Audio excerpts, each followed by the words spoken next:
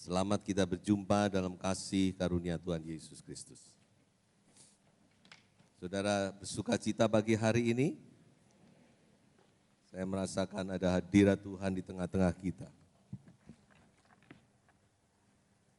Kiranya Tuhan terus bertahta dan berbicara lewat firman-Nya.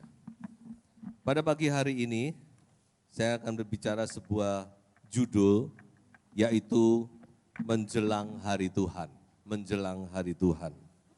Ini yang Tuhan tanamkan beberapa hari yang lalu, ya. Sebuah kalimat ini, menjelang hari Tuhan. Saudara-saudara, siapa di sini yang merasa bahwa waktu berjalan dengan cepat? Ya. Saya sering kali mendengar cepat ya waktu ini. Ya. Memang saudara-saudara, waktu berjalan dengan cepat dan juga sedang dipercepat oleh Tuhan. Dan saudara-saudara, dengan berjalannya waktu ini kita juga semakin mendekat ya dengan hari kedatangan Tuhan. Sebagai orang percaya, kita mempunyai janji yang mulia ini. Kita tahu apa yang di depan kita, ya, yaitu bahwa Tuhan kita yang kita kasihi, Yesus Kristus, Dia akan datang kembali menjemput kita untuk bersama-sama dengan Dia selama-lamanya. Beri tepuk tangan untuk Tuhan Yesus Kristus. Ya. Dan itu adalah hal yang ditunggu-tunggu dan saudara harus menunggu-nunggu, ya. Jangan sampai ada di antara kita berkata, aduh nih Isa Tuhan Yesus sudah datang sih. Ya. Nah, mari saudara-saudara. Saya akan mulai dengan sebuah ayat.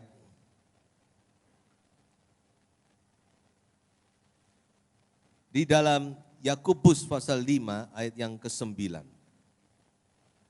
Yakobus pasal 5 ayat yang ke-9. Bisa ditampilkan slide saya? Kalau belum siap enggak apa-apa, saya bacakan saja. Atau kita baca ke saudara-saudara ada bawa Alkitab atau bawa HP, silakan. Yakobus pasal 5 ayat yang ke-9 berbunyi sebagai berikut. Coba kita baca sama-sama ya. 2, 3. Saudara-saudara, janganlah kamu bersungut-sungut dan saling mempersalahkan, supaya kamu jangan dihukum. Sesungguhnya hakim telah berdiri di ambang pintu. Ini tekanannya di sini. Sesungguhnya. Tidak usah dibilang sesungguhnya, Alkitab itu selalu sesungguhnya.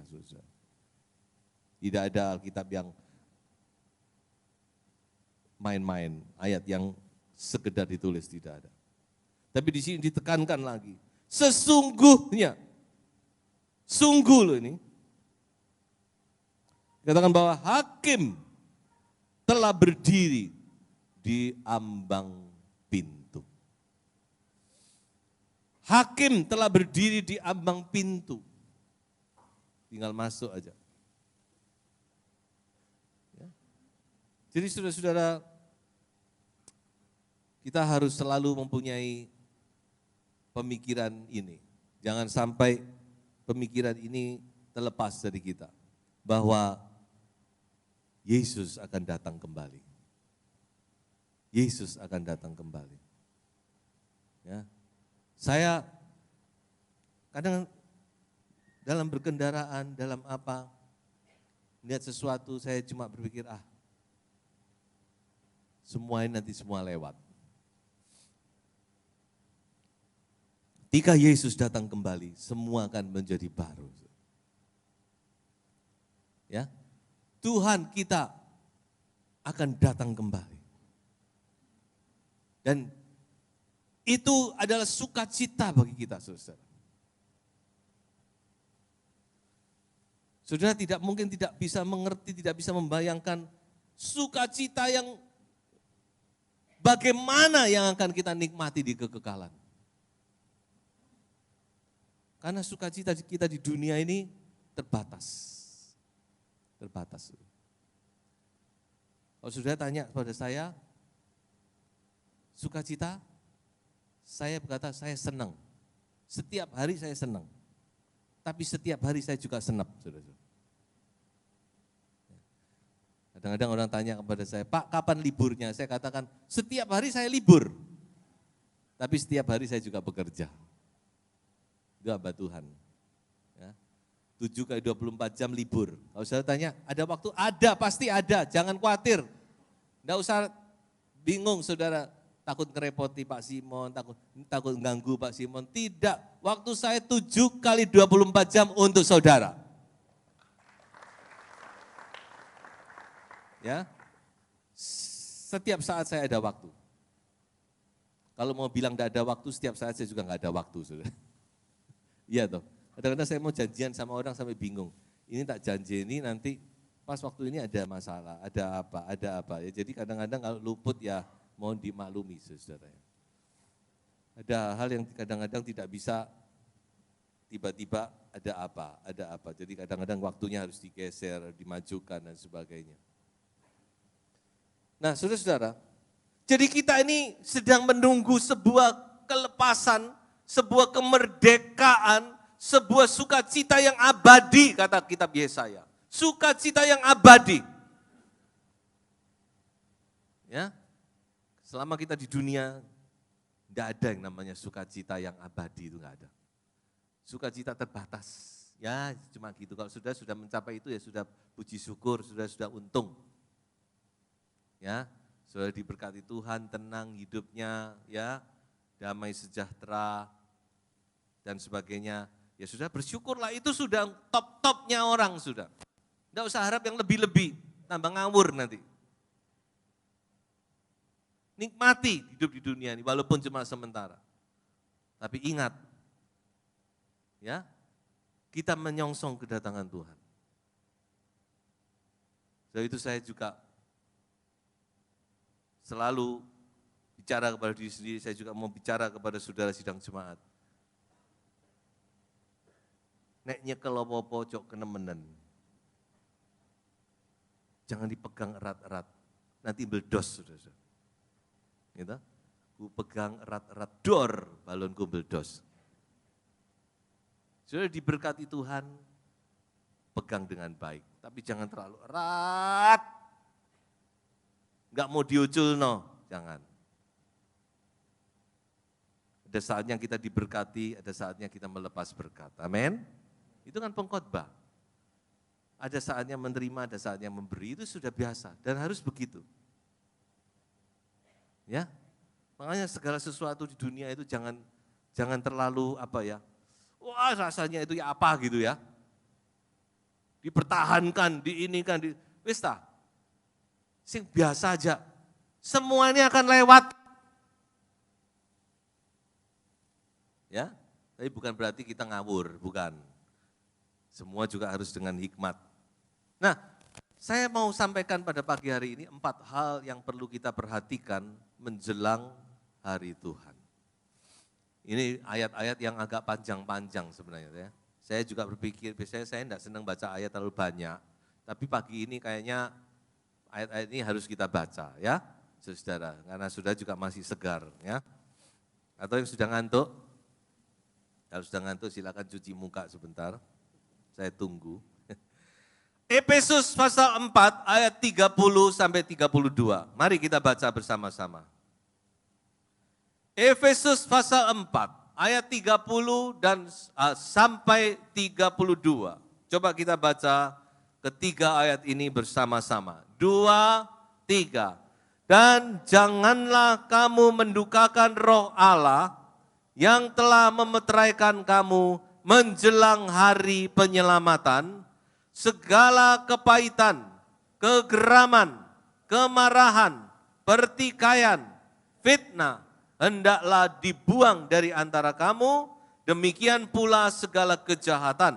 Tetapi hendaklah kamu ramah seorang terhadap yang lain, penuh kasih mesra dan saling mengampuni, sebagaimana Allah di dalam Kristus telah mengampuni kamu. Yang pertama, yang perlu kita perhatikan, yaitu jagalah hati Anda. Ya. Jadi ayat tadi berkata, jangan kamu mendukakan Roh Kudus yang telah memeteraikan kamu. Saudara dan saya, orang percaya, sudah dimeteraikan oleh Roh Kudus. Amin. Roh Kudus sudah memeteraikan kita. Dimeteraikan. Ini milikku, tok, tok. Firman Tuhan berkata, jangan kamu mendukakan Roh Kudus yang memeteraikan kamu menjelang hari penyelamatan. Jadi hari Tuhan itu hari penyelamatan. Kita diselamatkan seutuhnya roh jiwa tubuh. Ya. Jangan didukakan, lalu caranya mendukakan apa? Yaitu kita menyimpan kepahitan, kegeraman. Kegeraman itu wrath dalam bahasa Inggris. Kutuk, kudu ngutuk kayak. Kemarahan, marah, pertikaian, fitnah. Jadi saudara-saudara, yang pertama yang perlu kita perhatikan dalam kita menyongsong hari Tuhan, yaitu kita harus menjaga hati kita. Jaga hati ini. Amsal 4 ayat 23 bukan? Jagalah hatimu. Lebih dari segala sesuatu yang perlu dijaga. Apa segala sesuatu itu? Banyak. Mobil saudara dijaga, rumah saudara dijaga, kesehatan sudah dijaga, semua perlu dijaga. Tapi lebih dari semua itu, hatimu jaga. Kata firman Tuhan. Jaga hati. Karena dari situlah terpancar mata air kehidupan.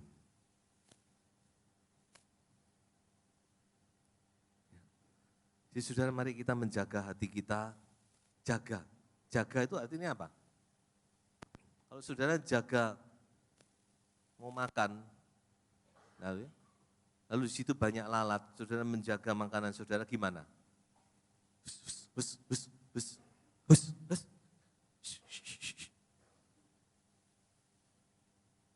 Yang enggak perlu mencelok diusir. Ini enggak perlu mencelok ini, kemarahan, pertikaian, sakit hati, kepahitan. Jangan sampai mencelok lalu buat sarang di hati kita, amin. Jaga, usirin semua itu. Dalam nama Yesus.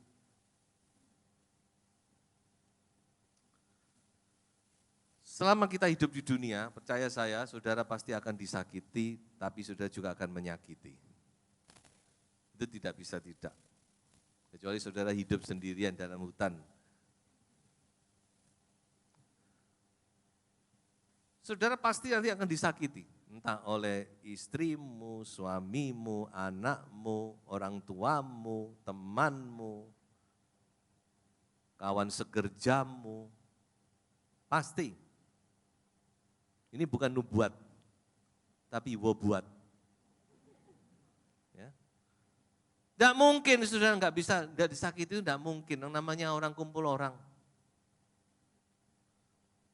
Nah, tinggal sekarang bagaimana kita menyikapi kan gitu. Firman Tuhan berkata jaga, buang itu, buang. Kalau sudah dibuang jangan diambil lagi. Itu namanya pemulung, saudara. Kita seringkali jadi pemulung rohani. Apa yang sudah kita buang kita ambil lagi, kita pilih, kita masukkan lagi ke kantong kita ya. Saya juga kok. Makanya firman ini juga untuk saya. Tapi mari kita benar-benar buang semuanya. Amin. Ya, dibuang, jaga hati, saudara. Ini yang pertama, ya. Karena kita mau ketemu Tuhan. Ya, mau ketemu Tuhan, saudara. Baik. Yang kedua, Filipi pasal 1 ayat 9 sampai ayat yang ke-11. Sekali lagi saya ajak saudara-saudara membaca ya. Soalnya menurut penyelidikan, orang mendengar itu sama membaca sambil mendengar, itu jauh lebih bermanfaat membaca sambil mendengar. Ya. Pasal 1 ayat 9 sampai ayat 11. Coba kita baca bersama-sama. 2, 3. Dan inilah doaku, semoga kasih-Mu makin melimpah dalam pengetahuan yang benar dan dalam segala macam pengertian, sehingga kamu dapat memilih apa yang baik, supaya kamu suci dan tak bercacat menjelang hari Kristus, penuh dengan buah kebenaran yang dikerjakan oleh Yesus Kristus untuk memuliakan dan memuji Allah. Yang kedua ini, saudara-saudara, kalau saya boleh sampaikan dengan saya simpulkan, yaitu kita harus makin melimpah dalam kasih. Melimpah, ya, kasih kita harus makin melimpah. Melimpah. Ya. Saya bersyukur saudara sudah saling mengasihi, ya. Saya tahu saudara sudah saling mengasihi sampai saat ini. Tapi firman Tuhan berkata, ayo tingkatkan kasih itu. Ditingkatkan. Kasih. Ya, di sini lebih mengarah kepada kasih antara sesama. Kasih sesama. Mengasihi sesama. Siapa sesama itu? Nah, ya toh? Itu pertanyaan yang ditujukan kepada Tuhan Yesus, kan? Siapa Tuhan? Sesama itu siapa? Dalam Lukas pasal 10, Tuhan kasih perumpamaan tentang orang Samaria yang baik hati. Jadi sesama itu siapa? Sesama itu adalah orang-orang yang butuh pertolongan. Kalau saya boleh simpulkan dari perumpamaan ini. Tanpa memandang siapapun orang itu. Ya, orang Samaria sama orang Yahudi itu bermusuhan. Tapi justru yang menolong orang Yahudi orang Samaria. Dia digerakkan oleh kasih. Dia melihat ada orang yang butuh, dia tergerak oleh belas kasihan. Dia ulurkan tangannya untuk menolong. Dia tidak mikir ini orang Yahudi, ini bangsa apa, ini siapa, ini musuh atau apa. Tapi pokoknya dia merasa ini harus ditolong. Makanya saya katakan kasih, tingkatkan kasih itu kalau saya boleh jabarkan dengan perkataan yang lebih gampang mungkin yaitu tingkatkan kepedulian Anda. Saling peduli. Kan sekarang ini problemnya orang kan tidak mau peduli, ya toh. Coba saudara pikirkan, renungkan. Orang ini sekarang sudah tidak mau ngurus. Memang ya apa ya, masyarakat itu terus berubah. Dulu masih masyarakat agriculture, masih masyarakat pertanian, pedesaan. Kepedulian itu sangat tinggi. Ya, tapi dengan masuk kepada masyarakat industri, masyarakat perkotaan, wah saudara-saudara, saudara bisa tinggal berpuluh-puluh tahun di samping seseorang, saudara tidak kenal siapa tetanggamu. Kalau saudara tinggal di luar negeri, tinggal di flat-flat, berpuluh-puluh tahun tidak tahu siapa, namanya siapa, anaknya berapa, apa tidak pernah tahu. Padahal pintunya cuma jejeran, sudah jejeran. Ya memang masyarakat situ enggak mau. Juga mereka enggak mau diurus orang, ya. Ya memang begitulah. Tapi firman Tuhan berkata, tingkatkan kepedulian itu. Ya. Jadi love is an action. Alkitab berkata kasih itu selalu perbuatan. Bukan cuma sekedar perkataan, bukan sekedar wacana, bukan sekedar khotbah. Tapi perbuatan yang nyata. Coba saya bacakan untuk saudara ya. Di dalam 1 Yohanes pasal 3 ayat 17 sampai 18 ini saya bacakan saja. Saya cepat. Coba kita lihat apa yang firman Tuhan katakan kalau bicara kasih itu firman Tuhan bicara apa. 1 Yohanes 3 ayat 17 dan 18. Barang siapa mempunyai harta duniawi dan melihat saudaranya menderita kekurangan, tapi menutup pintu hatinya terhadap saudaranya itu, bagaimanakah kasih Allah itu dapat tetap di dalam dirinya? Tahu, saudara bisa menolong, tapi saudara tutup pintu hati.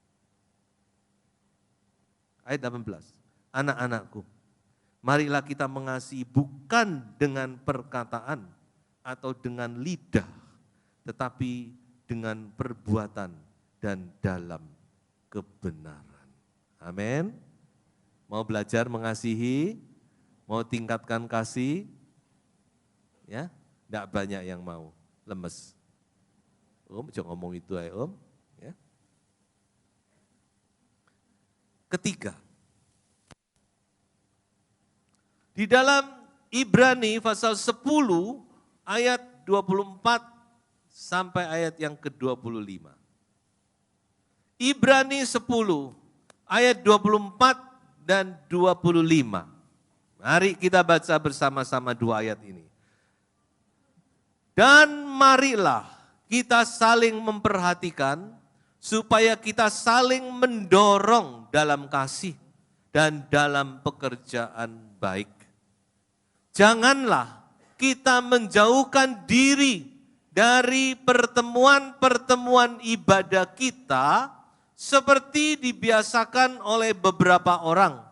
Tetapi marilah kita saling menasehati dan semakin giat melakukannya menjelang hari Tuhan yang mendekat.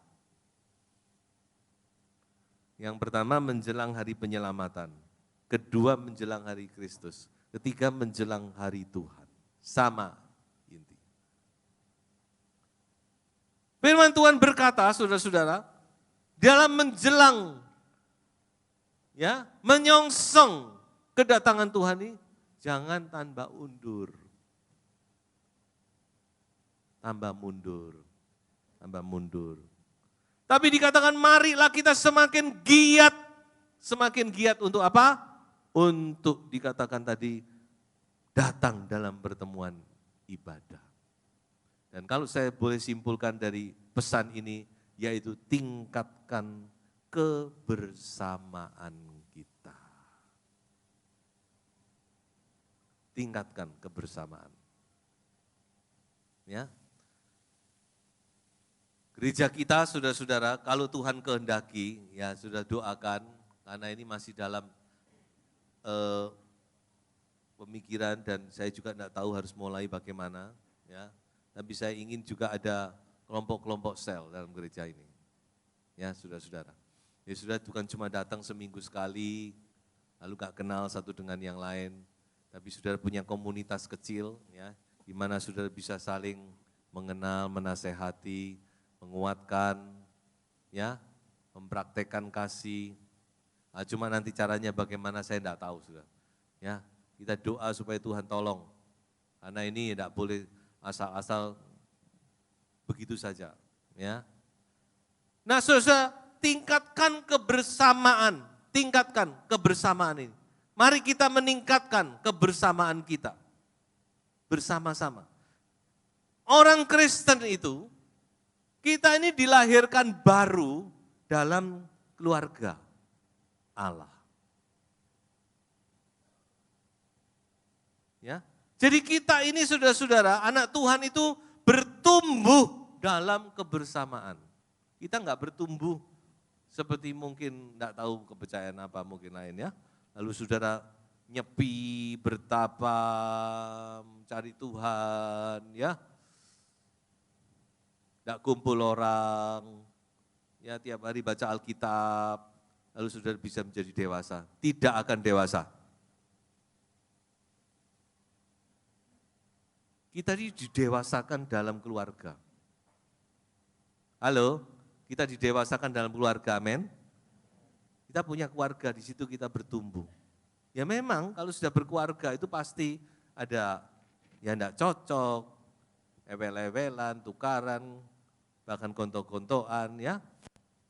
Wis macam-macam terjadi dalam keluarga itu. Yang namanya keluarga itu begitu, saudara. Dan keluarga Allah juga. Ya, jadi kalau ada gesekan, ada ini, enggak seneng, enggak cocok, itu sudah biasa. Sudah biasa, sudah ya. Bukannya lalu saya ngomong sudah biasa ini, oh itu seperti saya buka pintu, oh terserah, mau gitu enggak apa-apa, bukan. Maksudnya itu umum sudah terjadi. Tapi sekarang bagaimana kita menyikapi? Kan begitu, saudara. Ya, bagaimana kita menyikapi? Justru lewat begitu itu kita ini lagi diproses satu dengan yang lain. Firman Tuhan kan ngomong, besi menajamkan besi, manusia menajamkan sesama. Saya selalu ngomong kepada pasangan yang mau menikah, keluarga itu adalah wadah untuk mendewasakan Anda. Mengapa kok Anda menikah? Mengapa Tuhan beri jodoh? Mengapa saudara masuk keluarga? Keluarga itu wadah untuk mendewasakan, to make you a mature man or woman. Membuat Anda menjadi manusia yang dewasa di situ. Lewat apa? Ya lewat tadi itu, saling menajamkan. Bergesekan, ya. Kadang-kadang bergesekan timbul percikan api, ya. Besi, tukul besi kan percikan api. Tapi saudara ingat, ya jangan karena hal itu lo sudah menjadi lemah, undur, meninggalkan Tuhan, jangan. Justru itu adalah kesempatan untuk membentuk kita. Ya. Bagaimana sih? Ya, seperti saya dan istri sebagai gembala, ya harus mengerti sidang jemaat. Ya, oh orang ini karakternya gini, orang ini karakternya gini, orang ini karakternya, harus bisa ngayomi, naoni, oh begini harus begini. Ya. Demikian dalam kebersamaan kita juga harus mengerti satu dengan yang lain. Karena kita semua masih belum sempurna. Tapi kita lagi disempurnakan. Ya. Makanya pesan firman Tuhan ini, menjelang hari Tuhan yang mendekat, jangan menjauhkan diri. Tapi mari kita makin giat, makin giat, makin giat. Kita sedang dibentuk, saudara ya, sedang dibentuk, semua sedang dibentuk oleh Tuhan. Dan satu hal lagi yang ingin saya katakan, pesankan kepada saudara, karena apa kita tidak boleh menjauhkan diri, harus tingkatkan kebersamaan, karena dalam kebersamaan ini ada kuasa yang luar biasa, ada otoritas yang luar biasa, yang Tuhan titipkan kepada kita. Yang selama ini mungkin kita tidak mengerti, tidak mengetahui. Saya mau tunjukkan ayatnya. Matius 18 ayat 18.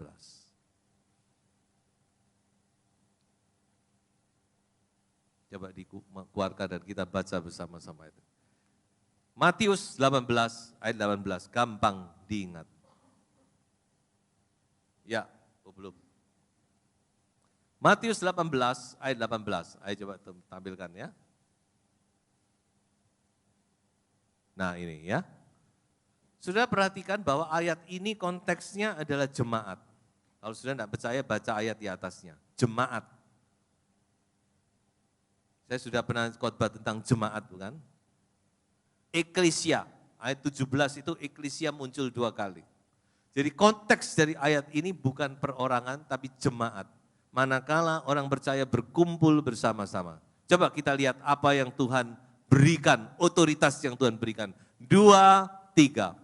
Aku berkata kepadamu, sesungguhnya apa yang kamu itu bukan you, perorangan, bukan you singular, but you plural.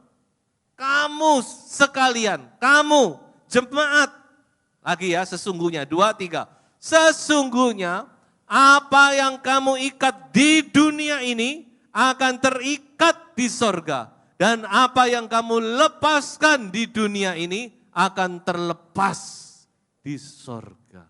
Betapa hebatnya janji ini, saudara. Tapi kita sering tidak pakai, termasuk saya. Tapi hari-hari ke depan saya akan pakai ini. Karena ini janji Tuhan. Manakala kita berkumpul bersama, maka kita bisa mengikat sesuatu, kita juga bisa melepaskan sesuatu. Dan itu akan diteguhkan di sorga. Ada dunia, ada sorga. Makanya kenapa kok perkumpulan itu penting? Bukan cuma sekedar untuk sekedar rame-rame, untuk sekedar community, supaya kita punya komunitas, punya teman. Bukan. Tapi ada kuasa yang ada di situ. Ada otoritas yang Tuhan berikan. Kita mau pakai itu hari-hari ke depan. Ya, janji Tuhan kok. Janji Tuhan gini kita pakai aja. Makanya kebersamaan ini penting ya, saudara ya. Kebersamaan harus tinggalkan. Jadi coba sebelum saya masuk ke poin yang keempat, saya ingin kita mengulang supaya tidak lupa. Ada 3 yang sudah kita lihat. Yang pertama apa? Jaga hati. Yang kedua, tingkatkan kepedulian. Ketiga, tingkatkan kebersamaan. Dan yang keempat sekarang. Mari kita baca itu di dalam 2 Petrus pasal 3, ayat 10, 11, 12, 13, 14. Cukup banyak. Makanya kita baca ganti-gantian aja ya. Jemaat baca dulu ayat 10, saya baca ayat 11. 2 Petrus pasal 3, 2 Petrus pasal 3, ayat 10 sampai ayat yang ke-14. Mari kita baca bersama-sama ya. Mari sidang jemaat silakan baca mulai 2, 3.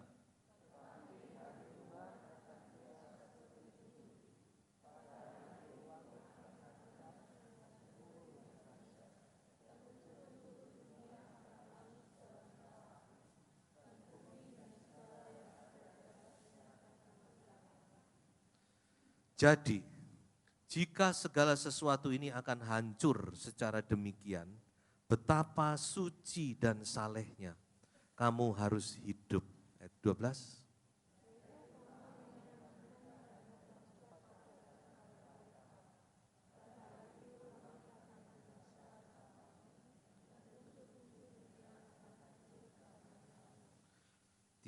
Tetapi sesuai dengan janjinya, kita menantikan langit yang baru dan bumi yang baru, di mana terdapat kebenaran. 14, kita baca sama-sama.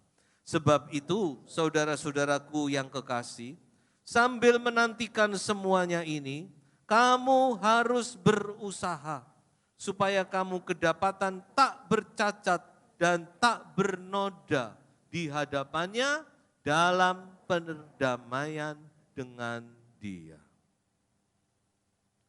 Yang keempat, pesan firman Tuhan yaitu jaga kekudusan. Ya, ayat 11 tadi. Betapa suci dan salehnya kamu harus hidup. Jaga kekudusan ini, saudara. Ya. Jaga kekudusan itu kayak orang melawan arus, saudara. Melawan arus. Ya, tidak gampang. Yang paling gampang itu ngikuti arus. Kalau saudara berlayar, berenang, wah kalau ngikuti arus itu enak, cepat. Tapi coba sudah melawan arus, wah, harus keluar energi yang khusus. Jaga kekudusan itu tidak gampang pada zaman sekarang ini. Makanya sudah tolong ya, makanya kemarin kan saya sudah pesan kepada orang-orang tua yang punya anak, doakan anakmu, doakan. Yang dihadapi anak-anak saudara, yang dihadapi cucu-cucu saudara, itu jauh lebih sulit dari apa yang kita hadapi. Dalam hal rohani itu khususnya. Dan lebih khusus lagi dalam hal menjaga kekudusan.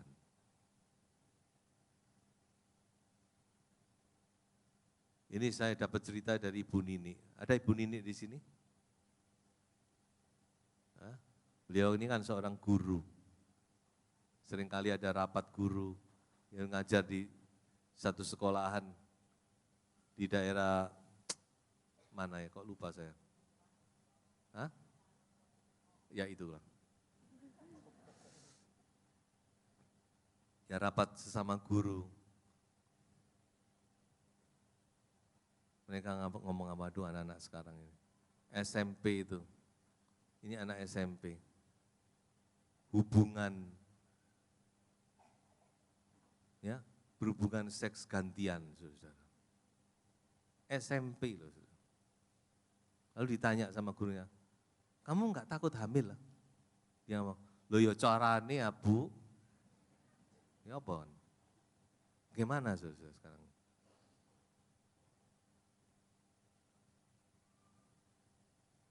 Ngeri.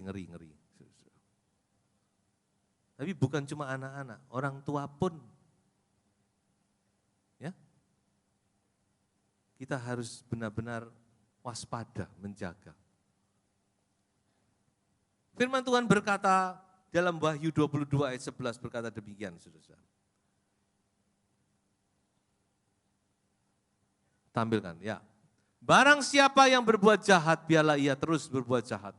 Barang siapa yang cemar, biarlah ia terus cemar. Dan barang siapa yang benar, biarlah ia terus berbuat kebenaran. Barang siapa yang kudus, biarlah ia terus menguduskan dirinya. Memang kita masih belum sempurna. Saya juga belum sempurna. Tapi ingat, kita semua on the way. Dan ada dua jalan yang makin lama akan melebar. Satu, dikatakan makin hari makin jahat, makin hari makin cemar. Yang satu, makin hari makin benar, makin hari makin kudus. Kita on the way yang mana? Itu masalahnya, bukan? Ya. Sekarang church is on the way. OTW. Itu juga misi gereja kita. Nanti kapan-kapan saya akan bicara tentang visi dan misi gereja kita, supaya saudara semua mengerti. Saya sudah bicara itu dalam retret pelayan, ya. Tapi saya akan bicara untuk seluruh sidang jemaat, supaya saudara tahu gerejamu ini kemana. Istilah Zhongwennya, Jiao Hui He Ju He Chong. Mau kemana gereja ini? Supaya saudara tahu. Ya, nanti kalau Tuhan kehendaki, satu saat saya akan bicara tentang visi dan misi gereja. Misi gereja kita adalah OTW. Apa OTW itu? Tunggu tanggal mainnya. TTM, tunggu tanggal mainnya. Jadi kita ini on the way. Dunia juga on the way. Tapi arahnya berbeda.